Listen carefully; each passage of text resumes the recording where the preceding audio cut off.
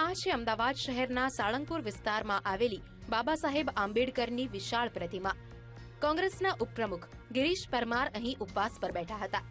તેમની માંગ હતી કે કાગડાપીઠ વિસ્તારમાં ડિમોલિશન દરમિયાન હટાવાયેલી ભગવાન બુદ્ધ અને ડોક્ટર બાબા સાહેબની પ્રતિમાને પુનઃ સ્થાપિત કરવામાં આવે। કોંગ્રેસના એક ઉપપ્રમુખ પોતાની માંગ સાથે ઉપવાસ પર બેઠા હતા, ત્યારે બીજી બાજુ બીજા ઉપપ્રમુખ દ્વારા તે જ સમયે દલિત સમાજનું અપમાન સામે આવ્યું। કોંગ્રેસના ઉપપ્રમુખ સુરેન્દ્ર રાજપૂતે બૂટ પહેરી બાબા સાહેબને ફૂલહાર કર્યા હતા। એક બાજુ કોંગ્રેસ દ્વારા બાબાની પ્રતિમા હટાવાતા ઉપવાસ કરવામાં આવ્યા હતા અને વિરોધ કરવામાં આવી રહ્યો હતો। બૌદ્ધ વિહાર છેલ્લા 50 વર્ષથી ત્યાં હતું।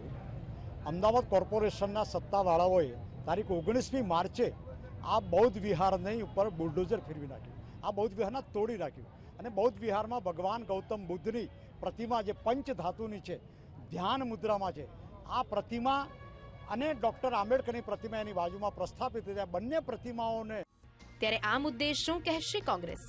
કોંગ્રેસના ઉપપ્રમુખ દ્વારા જ બાબાની પ્રતિમાનું અપમાન કરવામાં આવ્યું।